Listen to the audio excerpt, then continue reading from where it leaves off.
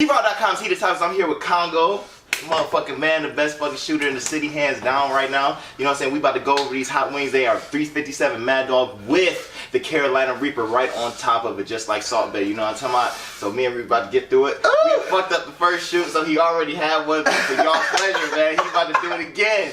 We both about to do it again so we can get it on the lens though, okay? I'm eating half the weed this time. You ain't half the weed the first time.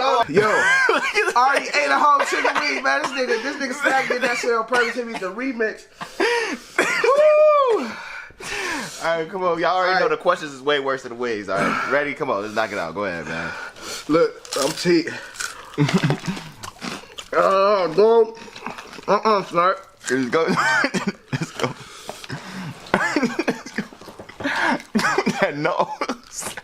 Hey, man. This is the hottest fuck niggas ever. Nigga, god damn. Alright, dude. No, hell no. Look. Come on. Come on, that's the first one, bro. Come on. Look at that head. Look at that head. You got that head. Just take the head out. Take the head out. Hell no. No, that shit burn. I ain't gonna lie. That shit hot. Man, I'm done. Come on. Like guns. You a gun connoisseur.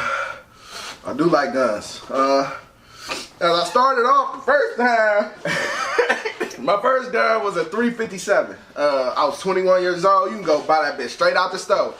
Nigga got my name, took my ID, and you asked me what that was the one I like shooting. Woo! Shout out to Body Armor. You can't even get that question now. Are you concerned about the gun laws changing between Hillary and Trump? That's a good question. No, I like Trump on gun laws more. Just because the right to bear arms is something that we need. And at the end of the day, I don't give a fuck who run the country. A lot of that shit don't never change my life. A lot. But, whew, shit, that shit on my nose now. I know the white people ain't gonna never give up their guns, so we got the whitest, all white motherfuckers in that bitch, and that's gonna protect us at the end of the day. The NRA want to keep their guns. So, what made you transition from being an artist to a video director? Money. Let's just be real. The MGK video, the Ray Jr. video, all them bitches look the same. And I just wanted to make a difference. And plus my niggas was hot. We had AC Graphics and you and Emo. But other than that, wasn't nobody doing that. Damn, I was creative. We was already putting our songs out like with clip art on Windows Media and whatnot. So that shit kind of went to the same thing. So I'm just like, fuck it. Let me start shooting videos.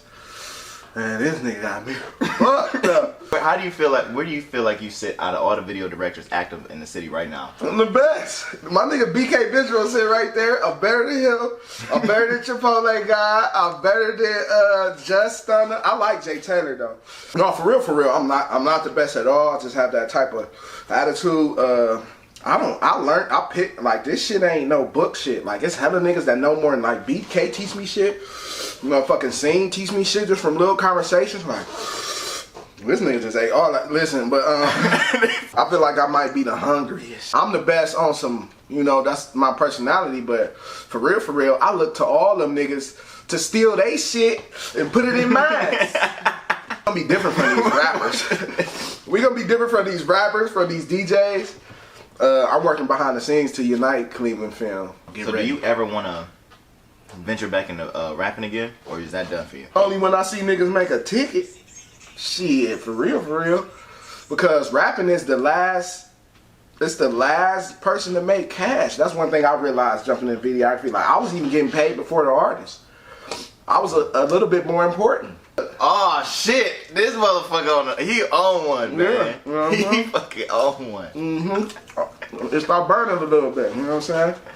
How do you feel social media has affected the industry from the MySpace ages to now? It helped and hurt. Where I think it hurt, let me start with that. Where I think it hurt is real personal communication, like interpersonal communication. We don't know how to talk to people. We don't know how to talk to women. We don't know how to deal business. We don't know how to communicate with our loved ones, our children, because now everything's so instant that you took away the real interaction between people. Where I think it helped is being able to reach so many people at one time. Attention has become the dollar. But look, it's back, y'all.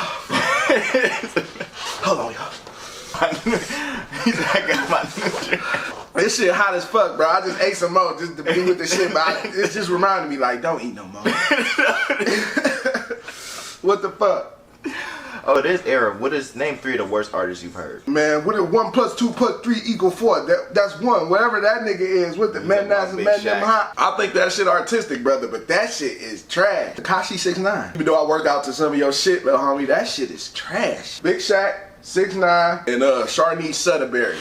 The one chick from Cleveland. She trash. She like the worst. I like Vix. Vix, that's my nigga, man. I like her. I just did that because she always diss me. She tried to add me the other day. I'm like, man, she don't even like me. You don't remember? She did so many people. She don't even fucking remember. Vix, 6ix9ine, Man Not Hot. Y'all fucking ass. So, is Geeker Gang still a thing? No, it still is. It's just that it really came from some street shit, bro. And we just transferred it to entertainment. So it's still that way. I still work with Chan. I got niggas who consider themselves geekers that carry their own titles.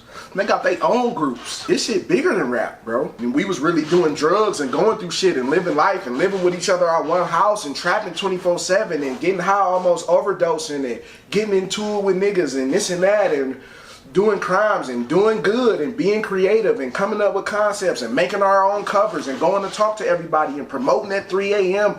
every weekend. We really did that shit, so that shit's never gonna go away, Snack. We're in a time in America, and really just about the world, but really in America, where drugs is like a really big issue. So how do you think Geeker Gang, communicates to the people, knowing that a lot of people like Lil Peep and Mac Miller are overdosing off drugs, and you guys could very well be the poster boy of a lot of drugs. That could have been us. That could have been me. Like, people don't know how much, like, we was our own intervention. You know how I look at that shit now, like, ask Chan, like, I didn't call this nigga when I felt like I was gonna die and overdose on ecstasy or coke. And he'll sit and talk to me for hours. Just cause he know the way I'm feeling, because he's been in the same position.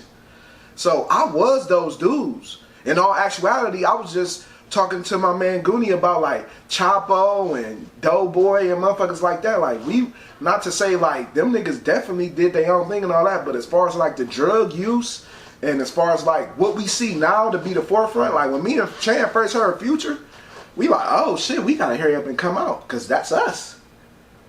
That's our whole swag. You know what I'm saying? But then we figure out, niggas don't really be high like that. We be like, it made me feel better, like we authentic. And I don't care about no money and what niggas got or nothing like that. It's just that was our authentic life or what we was living in. That's where it always flipped, because in all actuality, yeah, I'm borderline a fucking junkie. Like, I can pull out lean bottles on lean bottles while I was sipping that shit like it was water, and we was doing that shit like it was fun. I push my niggas to stop the drug use. I smoke big blunts of weed now, that's it. So I think it's good now, because who else you gonna believe but a nigga that was hooked on drugs to tell you it ain't right?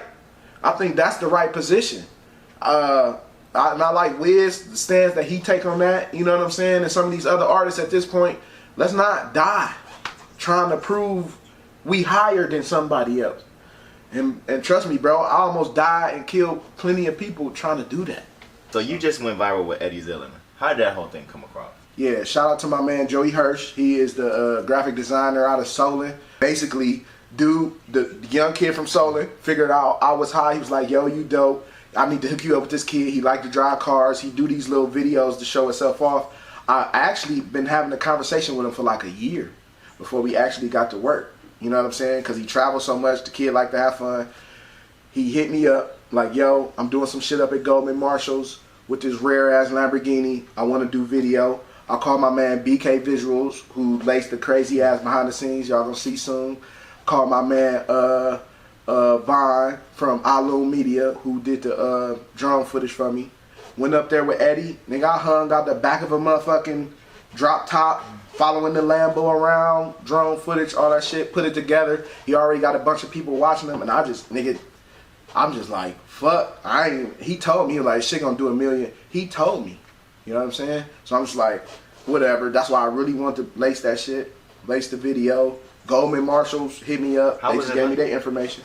So how was it going in there? Because usually, that's a high quality car place. I ain't figure they like black people. Oh, come on, man. We got flat. Listen, it was a white boy in there hating on Eddie so hard. Older white dude hating on Eddie so hard. Like, you know what I'm saying? Like, it was flat everywhere because everybody feel like you can't afford shit. Like, they telling me, like, yeah, don't drop that camera on that car. Like, nigga, I won't. I don't drop the camera anyway. Nigga, it's my fucking camera. Like, so we caught some flack, but we did a hell of a job. And that's another thing about me. Like, initially when you see me, it was this little nigga coming up in here trying to, but then when they saw the video and the impact it had, then they emailed me.